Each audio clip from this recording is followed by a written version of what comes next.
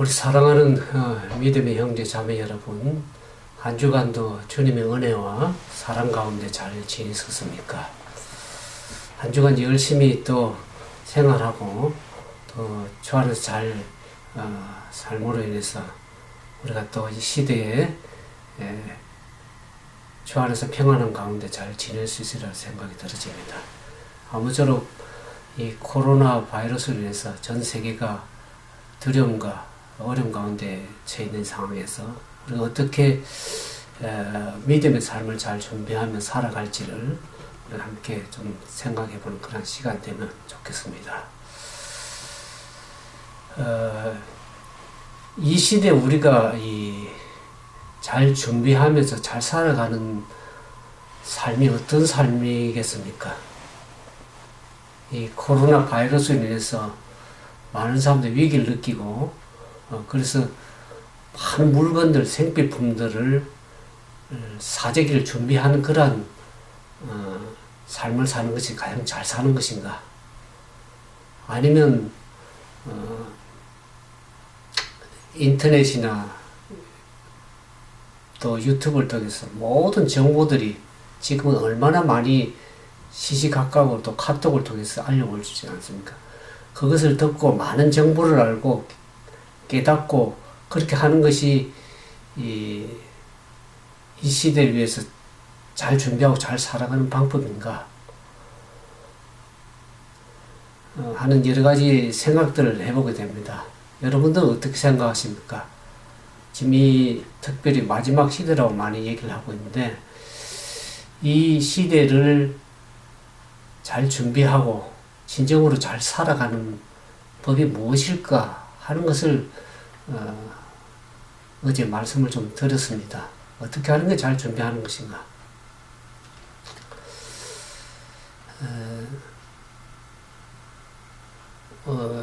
오늘 그 예언에 대해서 조금 말씀을 드리길 원합니다. 그것이 왜 필요한지, 왜 그것을 깨달아야 되는지, 지금 시대에 그런 것을 좀 알기를 원합니다.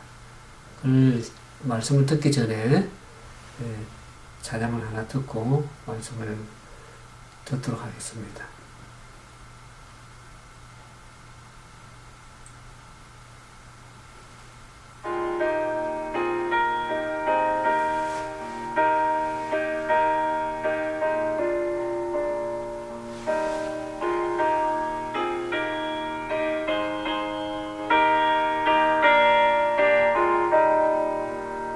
주의 말씀 듣고서 주의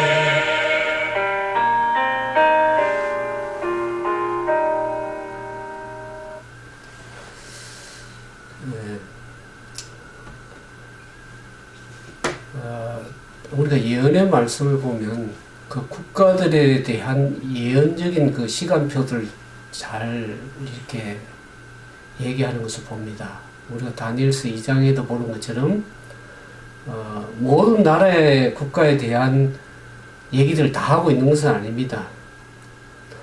그것은 주로 하나님 백성과 관련된 그러한 나라들의 얘기들을 하고 있습니다. 첫 번째 그 바벨론 나라에 대해서 얘기를 하고 있죠. 그 다음에 메데 페르시아, 그 다음에 헬라 나라, 그리스, 로마 나라, 그 다음에 열 발가락 시대. 그래서 뜨인들이 와서 그 모든 나라들을 다 패하고 마지막 돌나라, 예수 그리스도 나라가 하나님의 나라가 분명히 설 것을 얘기하고 있습니다.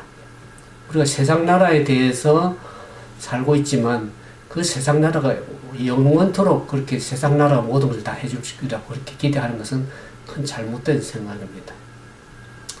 그 성경에는 이 국가에 대한 예언들이 나오는데 그 시대의 시간에 어떤 일들이 일어나서 그 상황에서 믿음을 가진 하나님 백성들이 어떤 믿음의 삶을 살면 신앙 환경이 조성될 것인지를 그 상징적으로 또 실제적으로 성경에 이렇게 자세하게 역사적인 예언을 기록을 해놓은 것이 있습니다. 그래서 그런 상황에서 우리가 성경대로 신앙생활의 그 예언의 시간에 맞추어서 그 성경대로 신앙생활을 잘 할 때 그것이 우리가 안전하고 바르게 잘 살아갈 수 있는 길이 되는 것입니다. 그래서 이 예언의 지도를 우리가 따라서 잘 지도를 받고 나갈 때 우리가 지금 처해져 살고 있는 그 역사적인 사실들과 또 생활 환경에서 믿음으로 바르게 굳게 잘 준비되고 살 수 있는 것입니다. 그래서 예언이 참 중요한 것이라고 할 수 있죠. 하나님께서 그 예언을 우리에게 주신 목적이 있습니다. 그것은 각 시대의 하나님의 백성들이 이 세상 나라에 일어가는 여러 가지 역사들을 보지 않습니까? 그러면서 그 나라들이 우리가 다니엘서 2장이나 7장에 보는 것처럼 그 나라들이 흥망하고 성취하는 그 상황들, 그 역사적인 소용돌이 속에서 믿음을 가진 하나님 백성들이 진리에 굳게 서서 흔들리지 않은 믿음을 가지고 그 성경이 제시하는 길을 올바르게 걷도록 하기 위해서 하나님께서 예언을 기록하신 그 목적이 있습니다. 그래서 우리가 예언의 그 지도를 잘 받아서 살다 보면 믿음의 선한 싸움을 잘 싸울 수가 있다고 성경이 얘기를 하고 있습니다. 우리가 디모데전서를 좀 살펴보면 디모데전서 1장 18절에서 19절 말씀을 우리가 성경을 가졌으면 한번 찾아보시면 좋겠습니다. 디모데전서 1장 18절에서 19절에 있는 말씀을 제가 봉독하겠습니다. 디모데전서 1장 18절 19절 아들 디모데야 내가 내게 이 경계로서 명하노니 전에 너를 지도한 예언을 따라 그것으로 선한 싸움을 싸우며 믿음과 착한 양심을 가지라. 어떤 이들이 이 양심을 버렸고 그 믿음에 관하여 파선했느니라. 우리가 너를 지도한 예언을 따라 살 때 선한 믿음을 잘 싸울 수 있다고 얘기를 하고 있고 19절에는 그래서 그 믿음을 잘 해야 되는데 어떤 사람들은 양심을 버렸고 그 믿음에서 파선했다 그랬습니다. 예언의 지도를 잘 따라가지 않으면 우리가 믿음에 파선을 하게 됩니다. 그리고 선한 양심을 버리게 되는 것이죠. 오늘 그와 같은 사람들이 우리 주변에 많은 것을 보게 됩니다. 그래서 하나님의 남은 백성, 하나님을 예수 그리스도의 재림을 기다리고 있는 하나님의 참된 백성들은 그 성경에 기록된 예언의 말씀을 깊이 잘 연구를 하셔야 됩니다. 그리고 그것을 바르게 깨닫고 그 믿음이 지시한 대로 그 길을 따라 나갈 때 진정을 얻고 시대에 맞게 잘 준비하면서 그 믿음을 굳게 세울 수 있기 때문에 우리가 예언을 깊이 있게 연구를 하셔야 될 것입니다. 오늘 우리가 이제 이 시대에 꼭 알아야 될 그 예언적인 일들을 성경이 계속 기록해 놨지만 그 중에 이 다니엘서 11장은 대해서 오늘 말씀을 연구하는데 그 11장은 그 모든 다니엘서에 대한 나오는 1장부터에 나오는 그 이야기들, 역사적인 일들, 그것을 전체적으로 개요를 하면서 전체적으로 말씀을 종합해서 마지막 시대까지 일어날 일들에 대해서 종합적으로 얘기를 하고 있습니다. 그래서 다니엘서에 아마 종합적인 개요라고 얘기할 수 있겠습니다. 그래서 꼭 우리가 알아야 될 필요성이 있는 것입니다. 오늘 다니엘서 11장을 이제 말씀을 함께 연구하는데, 그 앞에 다니엘서 2장과 7장과 8장과 9장과 마찬가지로 다니엘서 11장에는 그 예언적 기별의 내용이 그 다니엘이 이상과 계시를 받던 그 시대로부터 마지막 종말 때까지 이 얘기를 다루고 있는 것입니다.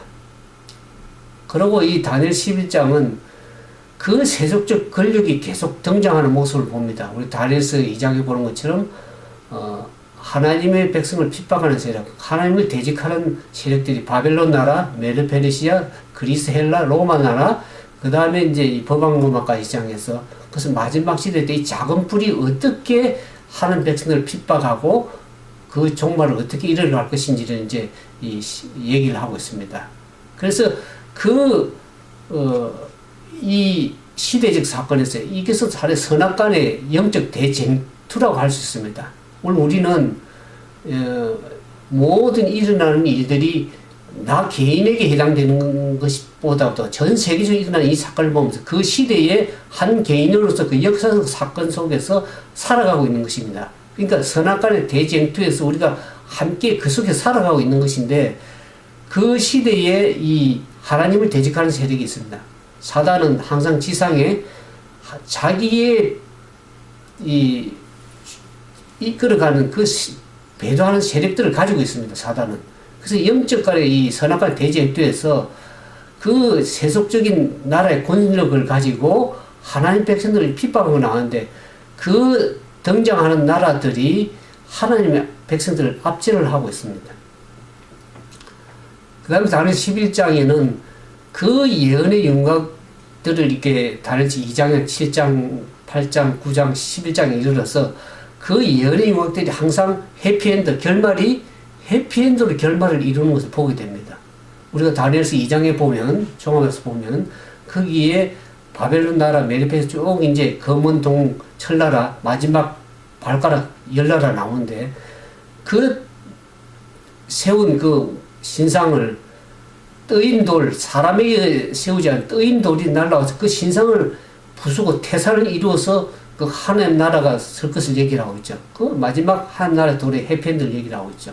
7장에 가보면 예수님께서 인자가 그 하나님 나라를 받는 장면이 나옵니다. 그 다음에 8장과 9장에 보면 하늘 성소가 이제 짓밟히고 어느 때까지 그 성소가 정결케 될 것이 2300주라는 얘기가 나오면서, 그 하늘 성소가 어떻게 정결이 되는 거냐면 예수 그리스도의 메시아의 사역을 통해서 그 성소가 정결케 되는 그 얘기가 해피엔드로 나옵니다. 그 얘기가 나오죠.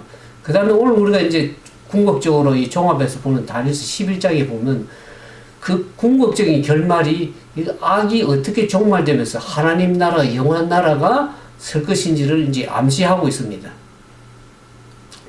근데 우리가 이 다니엘서 11장이 사실 굉장히 길면서도 어려운 내용의 역사적 그 내용이기 때문에 여러분들이 좀 쉽게 이해하기 위해서 그 세 가지 기본적 요점을 좀 말씀을 드립니다.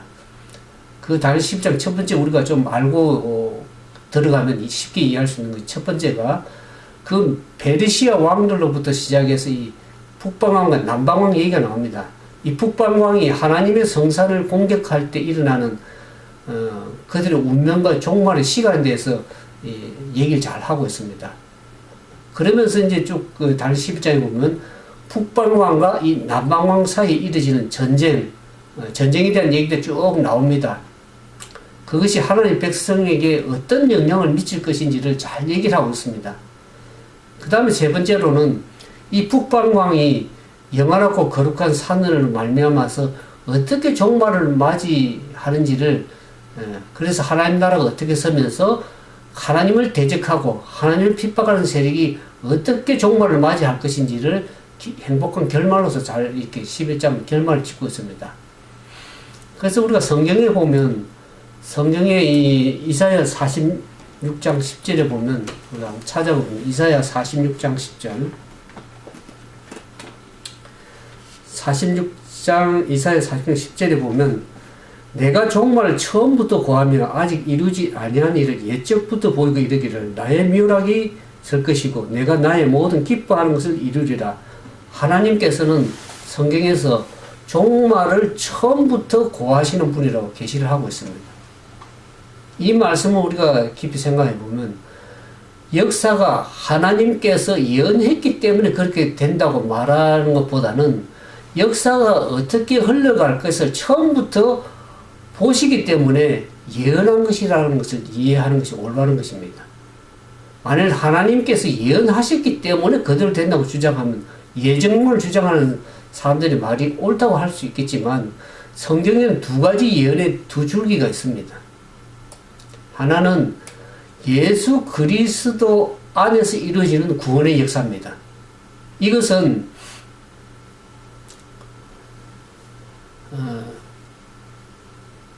예수 그리스도 안에서 있는 이 구원의 역사, 이것은 분명히 하나님께서 예정하신 것입니다. 예정한 사실을 예언한 것이죠. 우리 사도행전 2장 23절에 보는 것처럼 하나님의 백성들을 믿음 안에서 구원하겠다 하는 하나님의 구원의 역사, 이것은 예정한 사실입니다.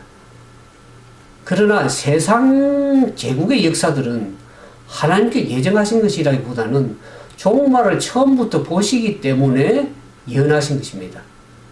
모든 나라의 미래를 예언하신 것이 아니고 하나님의 구원 사업에 직접적으로 또 간접적으로 관계 있는 나라들의 장래를 예언하신 것을 다니엘서 그렇습니다.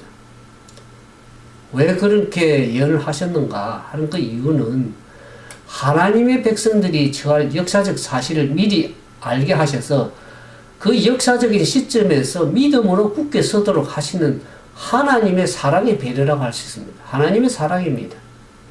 우리는 얼마나 이 친절하게 하나님의 백성들이 이 마지막 시대를 살아갈 때 어떤 믿음의 삶을 살아가야 될지 그 역사적인 사건들을 통해서 그 시대 안에 바른 믿음을 가지고 굳게 설 수 있도록 하신 하나님께 얼마나 감사해야 될 것인지 알 길이 없습니다. 그러면 이 다니엘서 11장에 들어가면 다니엘서 11장이 굉장히 내용이 긴데 그것을 전부 다 설명하기는 시간적으로 제한이 되어 있고 그래서 꼭 필요한 부분들만 우리가 이 다니엘 11장에 우리의 믿음에 꼭 필요한 부분들만 오늘 설명을 함께 나누기를 원합니다. 다니엘서를 성경책을 가진 분들 다니엘서 11장을 좀 펴시면 좋겠습니다.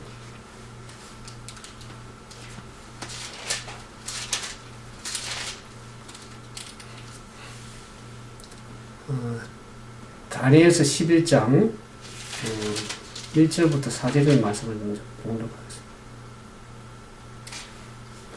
내가 또 메대 사람 다리오 원년이 일어나 그를 돕고 강하게 한 일이 있었느니라. 2절 이제 내가 참된 것을 내게 보이리라. 보라 바사에서 새 왕이 일어날 것이 그 후에 넷째는 그들보다 심히 부유할 것이며 그가 그 부유함으로 강해진 후에는 모든 사람을 격동시켜 헬라국을 칠 것이며 장차 한 능력 있는 왕이 일어나서 큰 권세로 다스리며 임의로 행하리라. 그러나 그 강성할 때 그 나라가 갈라져 천하 사방으로 나눌 것이나 그 자손에게로 돌아가지 아니할 것이요 또 자기가 주장한 권세대로 되지 아니하리니 이는 그 나라가 뽑혀서 이 외의 사람에게로 돌아갈 것입니다. 바사에서 또 새 왕이 일어날 것이라고 얘기했습니다. 이것이 이제 바사의 일어난 이 다리오 왕 이후에 그 페르시아에서 새 왕이 일어나는 역사적 사건들이 과연 있었는가 하는 것을 보는 우리가 보는 것처럼 그들 후에 넷째 왕이 일어나고 가양 부양 왕이 일어날 것인데 그것이 어떻게 역사적으로 이루어지는 걸 좀 봅니다.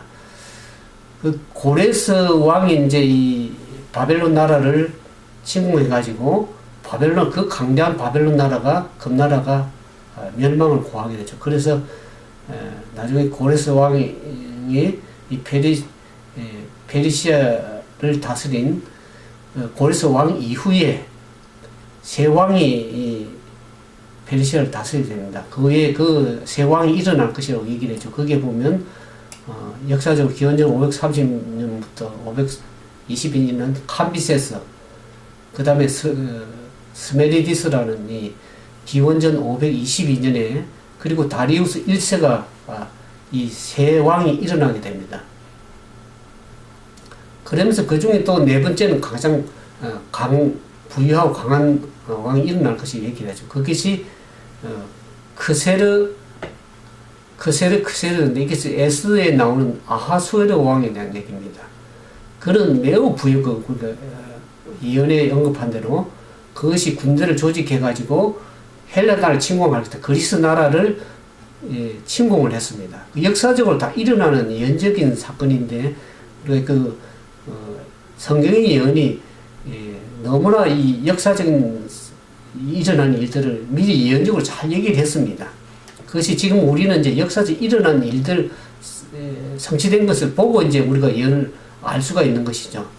제가 하나님을 믿게 된 동기가 이 다니엘서에 나오는 역사적인 사건들, 그것이 역사적인 그 역사서를 같이 병행해서 볼 때 더 정확하게 성경이 예언한 것을 보면서 성경을 믿게 되었습니다. 하나님을 알게 되었죠. 그래서 예언에서 언급된 대로 이런 그 새 나라가 일어나고 그 다음에 그 위에 부유한 왕이 일어나서 넷째 왕이 일어날 것이라고 얘기를 하는 것이 예언적으로 또 역사적으로 성취가 되었습니다. 그런 권세도 불구하고 이제 이 넷째 왕이 부유하고 힘이 강해서 군대를 조직해 그리스를 침공함에도 불구하고 상대적으로 적은 수의 용맹한 그리스 군사에서 격퇴를 당해버렸습니다. 그러면서 다니엘서 11장 3절에 보면 11장 3절에 보면 그러나 그가 강성할 때 그 나라가 갈라져 3절에 장차 큰 능력 있는 왕이 일어나서 큰 권세로 다스리며 임원을 행한다. 장차 큰 능력 있는 왕을 우리가 예언적으로 이렇게 살펴보면 그리스의 알렉산더 대왕이 나옵니다. 그것은 고대 세계 절대 군주의 아주 강력한 제국을 다스리는 군주인데 이것이 왜 알렉산더 대왕이라는 것이 이제 역사적으로 일어난 알게 되냐 그러면 여기에 그가 강성할 때 그 나라 갈라져 천하 사방을 나눌 것이며 그 자손에게 돌아가지 아니할 것이요 자기가 주장한 권세도 되지 않으며 그 나라가 뽑혀서 이외 사람으로 돌아간다는 것이 역사에 이루어진 것으로 우리가 알게 됩니다. 이 능력 있는 알렉산더 대왕이 절대적 군주였지만은 그가 제국을 다스릴 후사가 없었습니다. 그래서 32세의 나이로 젊어서 사망을 하게 됩니다. 그래서 아까 사방으로 나라가 나눠질 것이라는 것이 네 장군에서 나라가 분열이 됩니다. 후사가 없어서 일어나는 네 장군에서 이 나라가 네 장군에서 분열이 됩니다. 거기 이제 역사적으로 보면 셀루코스가 나오고 플레마우스, 그다음 리시마코스, 산타르코스 이 네 장군에 의해서 그리스 나라가 네 나라로 분열이 됩니다. 여기 보면 셀류쿠스는 시리아와 메소포타미아를 차지하고, 그 다음에 플레마우스는 이집트, 남방을 얘기를 하죠. 그럼 리시마코스는 트르키아, 소아시아, 카산드로코스 이 장군은 마케도니아와 그리스를 차지하게 됩니다. 이 네 나라가 분열로 되죠. 네 장군에 의해서. 그런데 이제 이 권력 있는 장차 능력 있는 왕이 알렉산드라는 이유를 우리가 다니엘서 8장에 보면 쭉 그 내용을 같이 설명을 미리 해놨기 때문에 그것을 우리가 정확하게 알 수 있는 것입니다. 다니엘서 8장을 이제 다 읽지는 않겠는데, 거기에 보면 큰 뿔이 나오고 양과 염소가 수지 염소가 나옵니다. 20절에 보면 내가 본 바 두 뿔을 가진 수양은 메데와 페르시아 왕이고 털이 많은 수지 염소는 헬라 왕. 그다음 두 눈 사이에 큰 뿔이 이제 그 첫째 왕이고 뿔이 꺾이고 그 대신에 네 뿔이 났다 그랬습니다. 그 나라 사이에 네 나라가 일어나서 처음 나라부터 권세는 못하지만 그 네 장군에 의해서 나라가 이 뿔이라는 권세를 얘기하죠. 네 권세로 나눠지게 되는 것을 얘기를 하고 있습니다. 그것이 다니엘서 8장에 보면 이것이 그리스 나라에 대한 해당되는 일을 역사를 통해서 우리가 알 수가 있는 것입니다. 그 알렉산더 대왕의 얘기가. 그래서 다니엘서 8장에 보면 한 큰 뿔이 꺾이고 네 뿔이 일어난다는 이 사실을 통해서 다니엘 11장에 그 능력 있는 왕이 강성할 때 나라가 사방으로 나누어진다는 그 역사적인 사건을 우리가 분명하게 알 수 있는 것입니다. 그래서 이 성경의 이 예언은 역사적인 예언을 분명하게 미리 예언했기 때문에 그 당시에는 다니엘 시대 때는 그것이 마지막 시대에 관한 얘기고 장래 후에 일어날 일들을 얘기를 해놓은 것인데 그것이 오늘날 우리 시대에는 그 역사적 사건을 과거를 살펴볼 수 있는 것이죠. 그래서 그 성경에 나오는 이름들, 연도, 지명, 역사적인 사건들을 종합해서 고려할 때 우리가 무엇을 알 수가 있습니까? 우리는 하나님의 기별자가 전한 대로 그 예언이 그대로 성취됐다는 것을 알 수가 있는 것입니다. 하나님의 말씀은 절대로 실패하지 않습니다. 그대로 이루어지는 역사가 있는 것을 알게 됩니다. 모든 나라가 흥망하고 성장하는 것이 인간의 어떤 권세로 힘으로 되는 것 같이 보이지만은 그 역사에 비해 하나님께서 모든 역사를 주관하고 있다는 계신다는 것을 우리가 알 수가 있습니다. 그러니까 하나님은 모든 역사의 주관자라는 것을 우리가 알 수가 있습니다. 이어지는 그 정치 세력들, 우리가 바벨론 나라를 봤죠. 그 다음에 메데 페르시아 나라가 결국에는 그리스 나라 두 나라로 그리스 나라에 침공을 당하고 그 그리스 나라가 힘을 합쳐가지고 헬라 나라, 로마 나라를 침공하게 되겠지만 그것이 적은 수에 의해서 패배할 것이라는 그 모든 이 나라의 흐름들 또 정치가들 그런 나라의 흥망성쇠들 이루어가는 역사적 사건들이 그들이 야망에 의해서 움직이는 것 같은 그런 인상을 받을 수 있죠. 그러나 성경의 계시에 의하면 예언의 말씀에 의하면 세상은 궁극적으로 그 역사의 바퀴 속에서 하나님께서 자신의 목적에 따라 이끌어가고 계신다는 것을 우리가 분명히 알 수 있는 것입니다. 그래서 그 결과로 세상의 마지막에는 악이 분명히 제거될 것이며 하나님의 영원한 나라가 분명히 설 것을 우리가 연적으로 확실하게 알게 되는 것입니다. 그러니까 우리 다니엘서에 게시된 대로 이 메데 페르시아 나라와 그리스에 대한 예언은 우리가 지금 살펴보고 다니엘 11장 살펴보는 것처럼 분명히 말씀대로 역사를 통해서 우리가 성취가 됐고 우리가 이를 통해서 하나님이 세상 역사를 주관하고 계신다는 역사의 주관자라는 것을 우리가 다시 한번 확신할 수 있는 것입니다.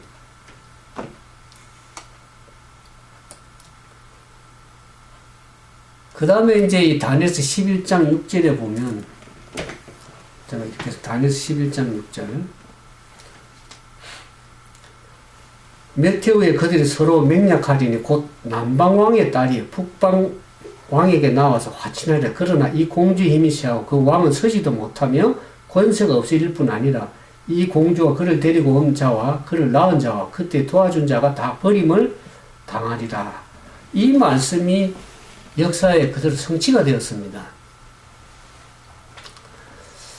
이 강대한 나라, 그리스 나라가 알렉산더 대왕의 죽음으로 인해서 광활한 나라가 그리스 네 장군에 의해서 분열이 되었다고 얘기 들었습니다. 근데 그 네 장군 중에 이 두 장군, 오늘 말하는 이제 이 성경 계속 다니엘 10장에 나오는 북방과 남방의 얘기 나오는데 두 장군 중에 아까 셀레우스 코스 시리아를 차지한 이 셀레우스 코스의 시리아 나라가 북방 나라입니다. 그 다음에 이 남방나라 이집트에 해당되는 프톨레마우스가 이집트를 차지했는데 그 남방나라와 북방왕 사이에 그 두 장군이 그 왕조를 수립하는데 성공적으로 나라를 설립해서 그 지역의 패권을 누리면서 그 남방왕과 북방왕의 이 싸움이 전쟁이 계속 일어나면서 두 나라가 이제 패권을 지면서 이 시리아 북방 시리아와 남방 그 이집트 나라 이 두 왕조의 패권을 위한 다툼 전쟁이 일어나는 사건들을 이 다니엘서 11장에 잘 기록을 하고 나와 있습니다. 그래서 오늘 우리가 지금 보는 다니엘서 11장 5절 14절에 보면 예언한 이 북방왕과 남방왕 사이 전쟁을 왜 이렇게 얘기를 하냐면 이 전쟁을 통해서 그들이 이제 이 전쟁을 어떻게 합니까? 을 마무리하기 위해서 이 전쟁을 이제 이게 평화롭게 하기 위해서 그들이 이제 정략 결혼을 합니다. 이 다니엘 12장 아까 5절에 읽은 것처럼 이 두 왕조가 정략 결혼을 통해서 결합을 시도를 합니다. 그러나 이 다니엘서 11장 6절은 이 연합이 오래 가지 못한다고 성경은 얘기를 하고 있지 않습니까? 그것이 역사적 자료를 통해서 보면 이 셀루코스 1세 아까 그 북방왕을 차지한 셀루코스 그 1세의 손자인 안티오코스 2세인 이 2세가 이집트 왕 프톨레마우스 2세 그 필라델포스의 딸인 베레니케와 정략적 결혼을 하게 됩니다. 그래서 그러나 이 정략적인 결혼을 하지만 결국 그 약조가 지속되지 못했고 거기에 하나님 백성까지 직접적으로 개입한 전쟁이 재개가 되는 것입니다. 그래서 그들이 평화를 유지하기 위해서 서로 정략적으로 결혼을 하고 하지만 그것이 지속이 되지 못하고 결국에는 전쟁이 일어나는 재개되는 그런 겁니다. 거기에 왜 그런 것을 얘기했냐면 그게 하나님 백성과 관련이 있기 때문에 그렇게 얘기를 합니다. 그래서 다니엘 11장에 보면 이 수백 년 동안 하나님 백성 삶의 그 역사적 사건 속에서 전쟁의 사건 속에서 하나님 백성들의 삶에 어떻게 영향을 미칠 것인가를 다룰 중요한 사건이기 때문에 그것을 성경에 기록을 해놓은 것입니다. 이 하나님께서 그 지역에 일어난 북방과 남방 사이 재산권을 다룬 제국들의 전쟁을 제시하는 이유는 이 전쟁들 아까 얘기한 것처럼 하나님 백성들에게 직접적인 삶에 영향을 끼칠 뿐만 아니라 그 하나님의 백성들이 그러한 환란들, 사건들, 전쟁들을 보면서 어떻게 믿음을 잘 준비할 것인지를 미리 알게 하신 것입니다. 그래서 예언의 기록과 일어나는 역사적인 그 사건들을 비교해 볼 때 이 예언의 말씀이 하나님이 예언한 다니엘 시대 때 예언한 그 예언적인 사건들이 미래에 이루어졌다는 것입니다. 오늘 우리는 이제 그것이 과거의 사건으로 일어되지만 다니엘 시대는 그것이 미래의 사건이었습니다. 여러분들이 왜 믿음을 가지면 우리가 과거에 일어난 사건들을 미리 알게 성취가 되었고 다니엘 시대에 미래에 일어날 사건들이 그대로 성취가 예언적상에 이루어졌다 그러면 우리가 믿음을 갖지 않을 수가 없죠. 믿을 수밖에 없는 것입니다. 그 예언의 말씀이 그대로 성취된 것을 보면서 우리가 하나님을 바르게 믿을 수 있는 것입니다. 그래서 이 그리스의 뿌리를 둔 왕국의 흥망성쇠를 예언하신 하나님은 미래를 아시는 분이십니다. 그래서 우리가 그와 같이 과거와 현재와 미래를 다 아시는 분 앞에서 우리가 그 하나님을 믿고 신뢰할 수 있는 분이라는 것을 우리가 알 수가 있죠. 그래서 우리가 성경을 보면 하나님은 인간의 어떤 상상이 만들어낸 하나의 우상을 가진 신이 아니고 진짜 역사의 흐름을 창세로부터 요한계시까지 미래를 다 아시는 분, 그분께서 역사를 흐름을 인도하실 뿐만 아니라 그 역사를 주관하신 분 하나님 때문에 우리가 그분께 우리의 삶을 맡길 때 그분께서 우리의 삶을 잘 인도해 주시려는 것을 우리가 확실하게 알 수 있는 것입니다. 그러니까 예언의 말씀을 아는 것은 대단히 중요한 얘기입니다. 그 다음에 이제, 우리가 다른 11장을 제가 다 이렇게 해석을 하지 않는 이유가 시간상의 제한이 있고, 그 다음에 이제 이 북방과 남방 얘기를 우리가 이제 일어난 역사 사건을 얘기를 했죠. 그 다음에, 다니엘서 11장 31절의 말씀으로 좀 건너뛰겠습니다. 11장 31절. 군대는 그의 편에 서서 성소 곧 견고한 것을 더럽히 매일 드리는 제사를 피하며 멸망케 하는 미운 물건을 세울 것이며 그랬습니다. 다니엘서 이제 11장 29절에서 39절을 보면 이 한 세력이 나옵니다. 그게 다니엘서 8장에도 나오지만은 작은 뿔에 대한 세력이 얘기가 쭉 소개되는데 이 세력이 그 앞에 이제 그리스 나라에 이어받은 나라가 이제 로마 나라죠. 그 이겨 로마 나라가 그다음에 오늘 다니엘서 11장 31절에 보면 성소 그 견고한 것을 더럽히 매일이 드린 제사를 피하고 가정한 것을 멸망케 가정한 것을 채운다는 것이 이게 무슨 말인가? 그 이겨 로마에 의해서 이어받은 그 나라가 여기 다니엘서 11장 29절에 이렇게 보면 그것이 작정된 기한에 그가 다시 나와서 남방에 이를 것이나 이번에는 그 전만도 못할 것이라 그랬습니다. 이전 것과 다르다 하는 말은 이것이 과거는 이 세속적 권력을 가지고 나라의 패권들을 유지하고 이렇게 했지만 이 지금 로마 나라의 권력을 이어받은 작은 뿔 세력은 전과 다르다는 것은 이것이 세속적 권력뿐만 아니라 종교적인 권세를 가지고 행사할 것을 얘기를 하고 있습니다.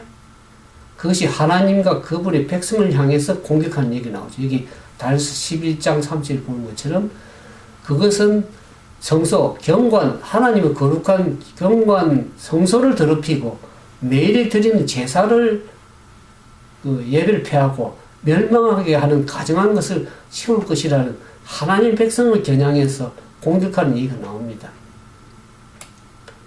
그래서 다니엘서 11장 30절 보면 거룩한 언약에 대해서 분노한다고 합니다. 이 세력은. 그러니까 이 세력은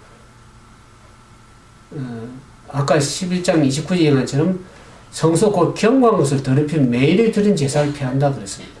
우리 다니엘서 8장에 보면 이 작은 뿔의 세력이 나오는데 10뿔 가운데 10나라 가운데 작은 뿔이 나와가지고 이 뿔이 어떤 얘기를 하냐 그러면 성소를 기초를 해물면 매일 드린 제사를 없앤다는 사실을 얘기해요. 다니엘서 8장 11절 다시 돌아가 볼까요?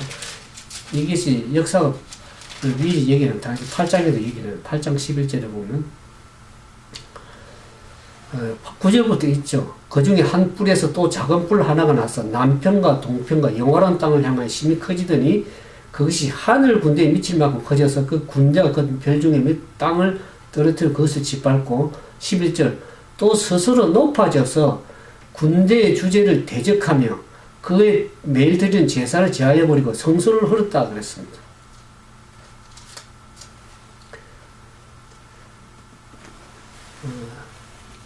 이 세력은 종교적인 세력으로서 하나님의 백성들을 핍박하는 세력으로서 하나님을 대적하는 세력이고 작은 뿔에 의해서 하나님을 대적하고 반역하고 배도하는 일들을 계속 해가는 것을 우리가 보게 되죠. 성소를 헐고 매일 대선 제사를 없애고 하는 그러한 하나님을 대적하고 반역하는 그러한 행위들을 계속 하는 것을 우리가 다니엘서 8장과 11장에 지금 우리가 보게 되는 거죠. 근데 이 세력이 하나님 백성들을 핍박하는, 박해하는 그 세력으로 등장할 것을 얘기하죠. 지금 한국에도 보면,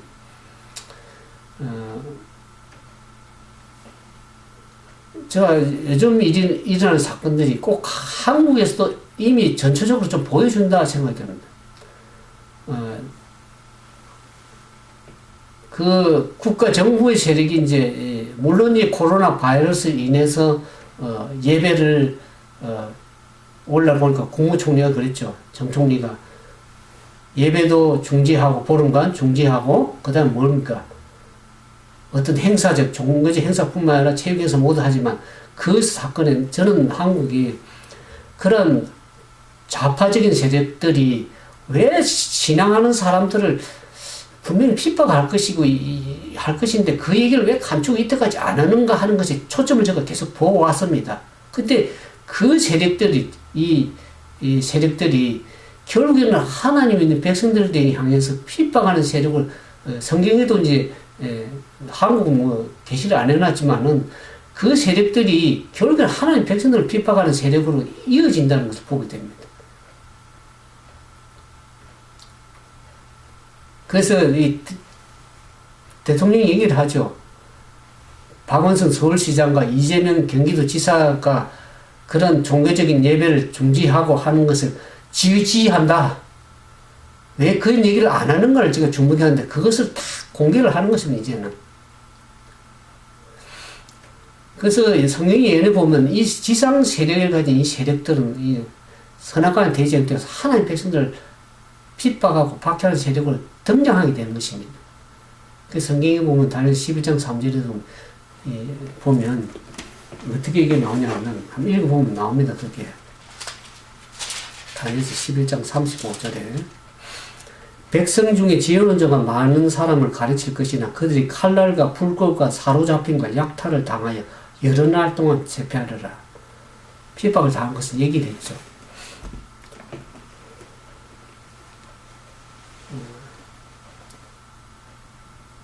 이 종교적 세력을 핍박하는 얘기가 이 작은 뿌리 세력이 나오는데, 근데 이 세력은 좀 이전 세력과 다른 것이 국가적 권력 세력뿐만 아니라 종교적인 세력을 가지고 행사하는 것을 나옵니다.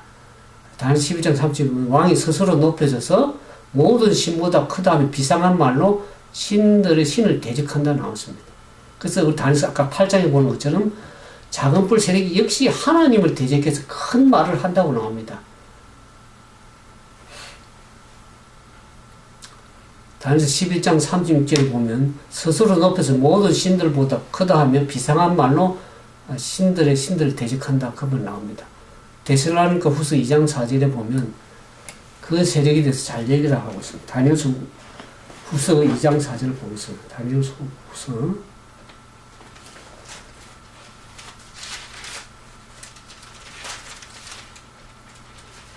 2장 4절에 보면 저는 대적하는 자라 범사에 일컫는 하나님이나 숭배함을 받는 자에 뛰어나 자존하여 하나님 성전에 앉아 자기를 보여 하나님이라 하느니라. 하나님을 대적하는 이 세력, 작은 뿔의 세력이 일어나서 하나님을 대적하면서 하나님 자리에 자기가 하나님이라고 하면서 성전에 앉아서 자기가 하나님이라고 합니다. 그래서 이교 로마, 지금 다니엘 11장에 이제 살펴보는 거죠. 이교 로마 다음에 등장하는 이 법학 로마, 교황 로마라고 그러죠. 이것이 지금 이 가톨릭 세력은 거의 공산권을 지지하는 세력입니다. 이제 한국이 왜, 한국뿐만 아니라 전 세계가 지금 어려움 당하는 그런 그 예언적 사건 쪽에서도 한국이 왜 그런 어려움을 당할까 하는 것 제가 보면서 이 가톨릭 세력도 거의 공산권 지지하는 세력이고 한국도 거의 이 기독교 안에 공산권 좌빨 세력들이 거의 다 침투에 들어온 상황입니다. 그래서 이 WCC라는 것을 저는 잘 모르는데 쭉 이제 인터넷을 통해 살펴보면 그 세력들이 전부 다 공산권을 지지하는 세력들이다. 그래서 그 교회 안에도 전부 다 들어와 있는 상황입니다.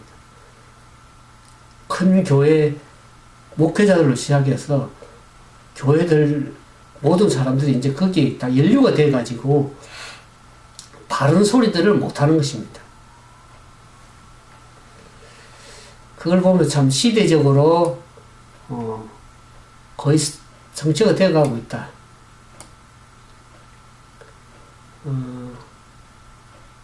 다니엘서 11장 40절 45절에 마지막에 일어나는 이 이후에 일어날 예언적인 사건입니다. 지금 아까 종전을 살펴본 것은 참 일어난 역사적인 현재 과거에 일어났고 현재 지금 일어나고 있는 얘기지만 다니엘서 11장 40절부터 45절에는 앞으로 장차 일어날 마지막에 일어날 예언적인 사건의 얘기들입니다. 그것을 이제 우리가 좀 마지막으로 좀 살펴보기를 원합니다.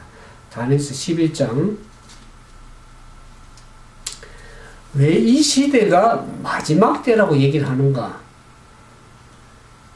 성경에 다니엘서에 5번의 마지막 때 얘기를 나옵니다.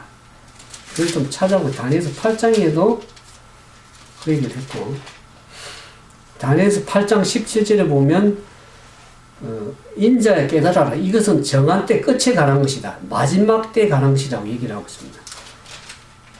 그 다음에 다니엘서 우리가 지금 오늘 살펴보고 있는 11장에도 보면 11장 36절에 그들 중에 지혜로운 자 몇 사람이 쇠퇴하여 무리를 연단케 하며 정결케 하며 회개되어 마지막 때까지 이르게 하리니 이는 작정된 기한이 있어진다. 마지막 때 얘기 또 나오죠. 그 다음에 오늘 이제 지금 살펴보고 있는 앞으로 일어날 이 사건들 그것이 다니엘 11장 40절부터 나온 그게 10장 40절에 보면 마지막 때에 남방왕이 그를 찌르니 북방왕이 병거와 마병과 많은 배로 해열을 받고 그에게 마주 나와서 여러 나라에 들어갈 것이며 물이 넘친 것 같이 지나갈 것이다. 그래서 이 마지막 때가 또 나오죠. 그 다음에 이제 다니엘서 마지막 장인 12장에 가면 마지막 때 또 나옵니다. 다니엘아 11장 12장 4절입니다. 다니엘아 마지막 때까지 이 말을 간수하고 이것을 봉함하라. 많은 사람이 빨리 왕래하며 지식이 더하리라. 그랬습니다. 이 마지막 때 다니엘 시대 때는 그 시대적인 예언적 사건이 아니었기 때문에 그것을 펼쳐서 볼 수가 없습니다. 펼쳐서도 이해를 못하는 것입니다. 장차 일어날 일이기 때문에. 그래서 다니엘서 11장 우리가 아까 보는 것처럼 지금 우리가 그 과거의 역사적 사건을 통해서 다니엘 시대 때는 일어나지 않은 얘기지만 우리는 그 역사적인 시대에 훨씬 지난 시대에 살고 있기 때문에 다니엘 시대 때 예언한 사건들이 이미 이루어진 사건들을 보면서 성경의 예언이 이루어진 걸 보면서 아 성경이 하나님 하신 말씀이 그대로 역사적으로 이루어졌구나 하는 것을 우리가 보면서 알 수가 있는 것이다.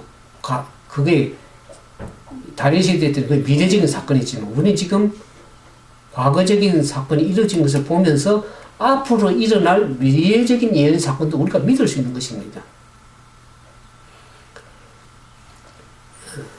그래서 이 앞으로 일어날 일들이 어떤 일들인가 하는 것은 성경에 다 예언을 해놨습니다. 그러니까 우리가 아까 초반전에 말씀드린 이 예언 사건에 따라서 시대적인 상황에 우리 시대에 맞게 믿음의 삶을 살아가는 사람들에게는 그것이 경과 믿음을 가지고 올바르게 바르게 믿음을 삶을 살아갈 수 있습니다. 그러나 예언의 말씀을 기초에 살지 않으면 사람들이 아까 얘기한 것처럼 그 믿음의 파선이 이룰 뿐만 아니라 그 양심을 선한 양심을 버리고 믿음의 파선을 이루는 사람들이 많이 봅니다.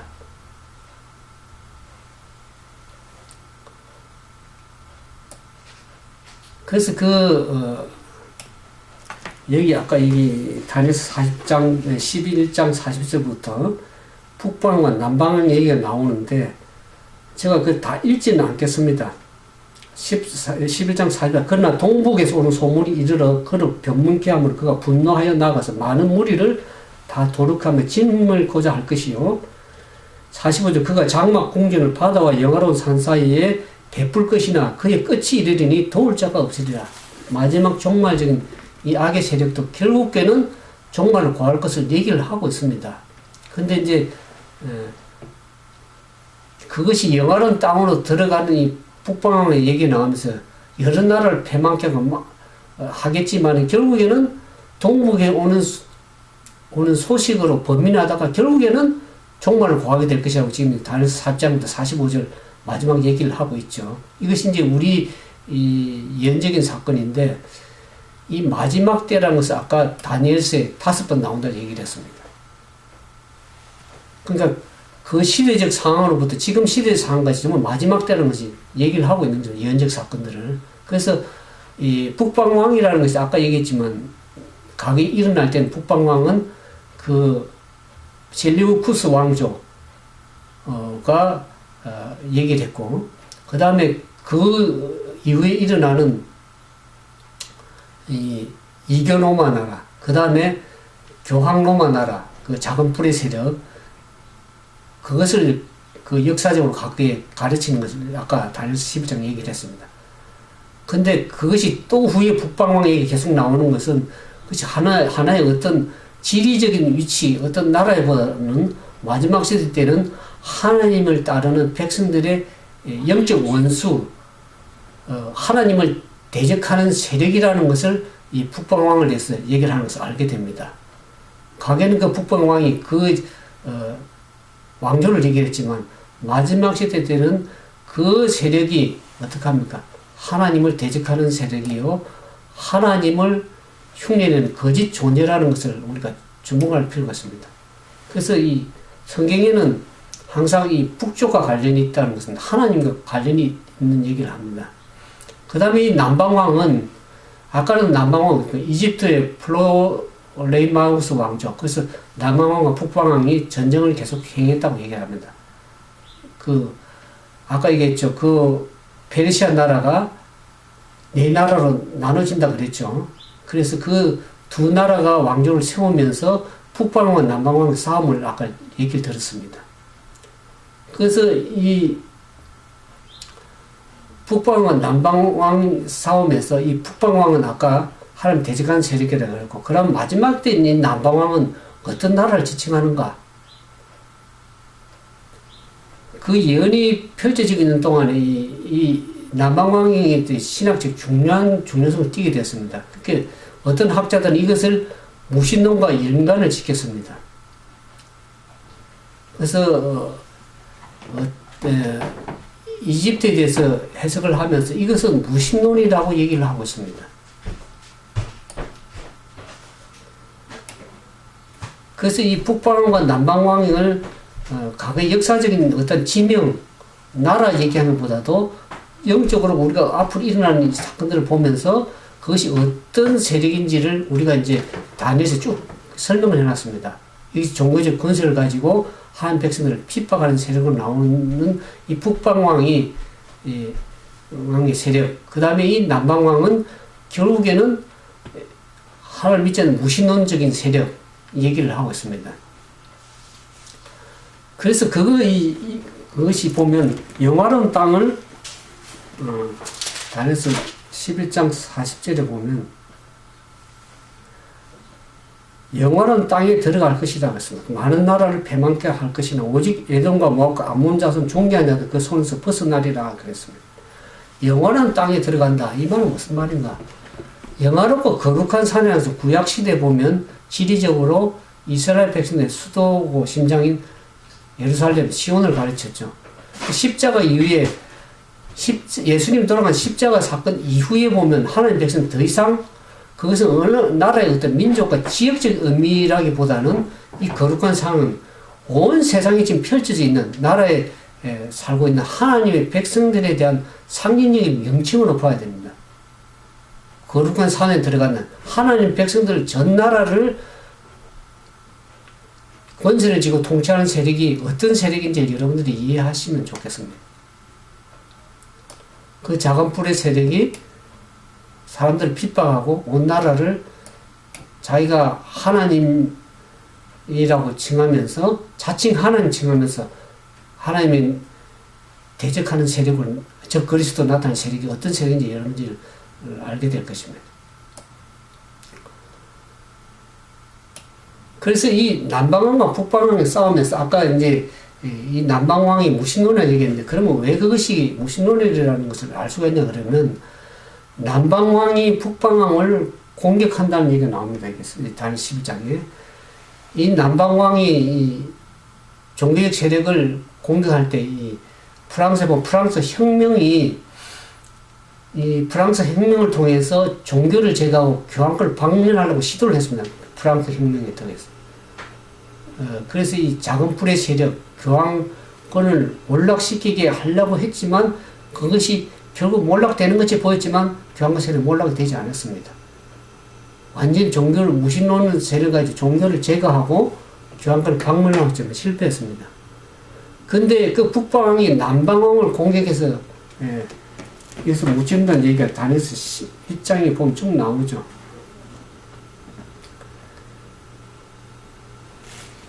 그래서 이 교황권이 남방왕을 공격해서 결국 이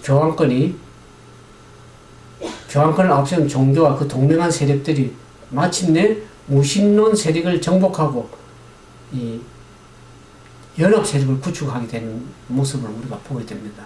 그러면서 아까 이 예돔과 모압과 암몬의 지도자들이 그 권세에서 벗어난다. 그 말은 하나님의 참 백성으로 간주되지 않았던 그 일부 사람들 중에 최후의 순간에는 하나님 찾는 무리가 합류할 것을 이 예돔과 모압과 암몬의 지도자를 벗어날 것을 예언적으로 얘기를 하고 있습니다.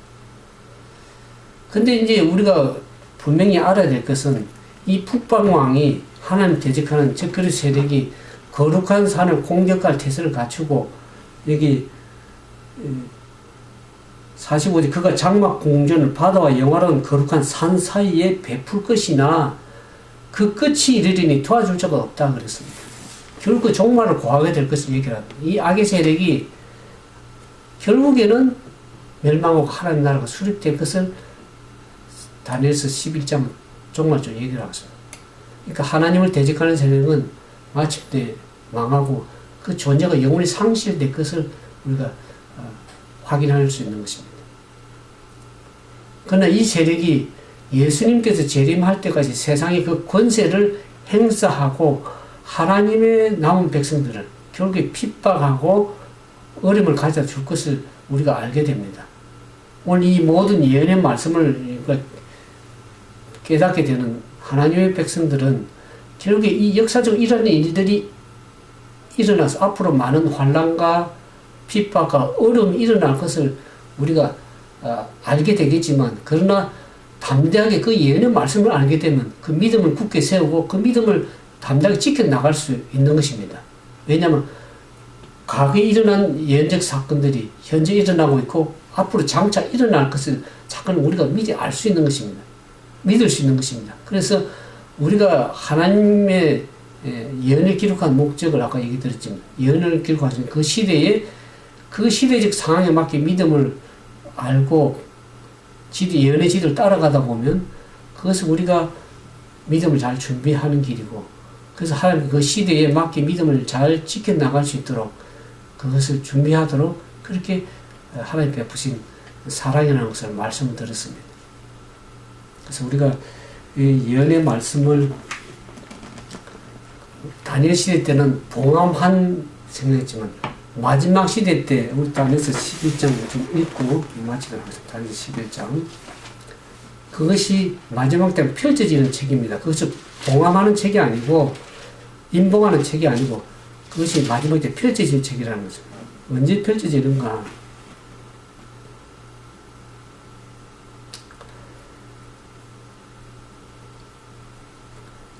다니엘서 12장 4절 읽겠습니다. 다니엘아 마지막 때까지 이 말을 간수하고 이 글을 봉함하라. 많은 사람이 빨리 왕래하며 지식이 다하리라. 이제는 인터넷을 통해서 어제 얘기했죠. 왜 마지막 때라는가?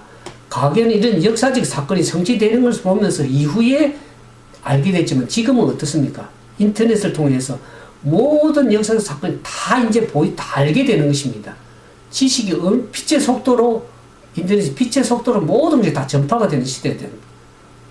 지식이 급속도로 홍수처럼 일어나면 정보가 다 알려지고 빨리 왕래한다는 것은 모든 것이 다 이제 지금 알려지는 시대가 되었습니다. 빨리 왕래하는 시대. 지금 이 코로나 바이러스가 얼마나 빨리 확산되는 이유가 빨리 왕래하기 때문에 더 빨리 일어납니다. 사람들이 여행을 하면 다 비행기를 타지 않습니까?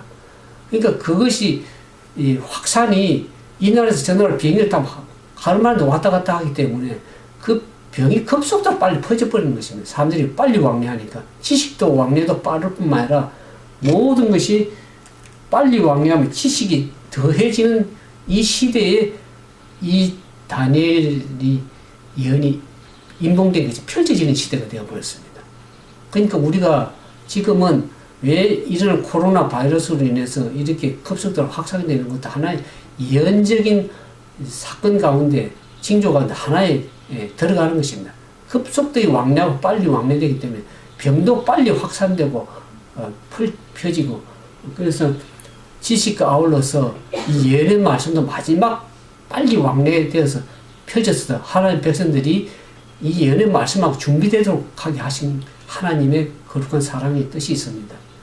그래서 우리가 예언의 말씀을 잘 깊이 이해하고 연구함으로 말미암아서 여러분들이 믿음의 파선이 이르지 않고 온전하게 굳건히 서서 하나님의 남은 백성으로서의 온전한 믿음의 삶을 살아갈 수 있도록 준비하는 것입니다. 그래서 이제 계시록을 연구해 보면 마지막 때 어떤 사건이 일어나면 구체적으로 어떻게 이 재앙을 피할 수 있는 것들 다 하나님이 사랑을 펼쳐놔서 보여주셨습니다.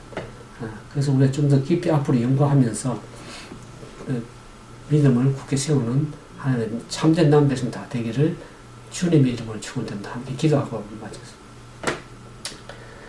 사랑과 자비가 많으신 거룩하신 아버지 하나님, 과거의 다니엘 시대에 앞으로 일어날 예언적 사건들을 잘 말씀해 주셨습니다. 다니엘은 그 시대에 그것을 깨닫지 못하고 이해하지 못해서 그 유대인 이스라엘 백성을 향한 70주간 7일의 예언을 그 시대에 말씀하셨고, 우리 마지막 시대에 앞으로 펼칠 예언적 사건까지 기록하게 하셔서 우리가 과거에 일어난 역사적 예언적 사건들이 지금 과거에 일어난 역사적인 과거의 사실들을 역사를 통해서 살펴봄으로써 우리가 믿음을 갖게 하신 하나님 감사합니다.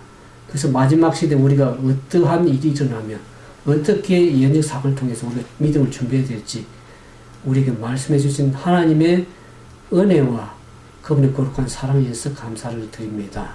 우리가 그것을 하나님 백성들을 위해서 마지막 시대에 빨리 왕래하며 지식이 증가하고 왕래하는 이 시대에 빛의 속도로 증거되는 이 시대에 예언의 기별의 말씀을 깨닫지 못하면 얼마나 안타까운 그런 믿음의 삶이 되겠습니까? 다시 한번 우리가 예언의 말씀에 경각심을 가지고 펼쳐지는 이 마지막 예언 속에 우리가 어떤 믿음의 정점에 살고 있는지 현 시대를 깨닫고 그 바른 믿음을 가지고 살아감으로 인해서 하나님께서 하나님의 나라와 그의 의를 깨닫고 구할 수 있는 참된 믿음의 삶이 될 수 있도록 인도하신 하나님의 사랑을 깨닫고 그 말씀에 집중하여 그 말씀대로 순종하여 살아가는 참된 하나님 남은 백성들 되도록 도와주시옵소서.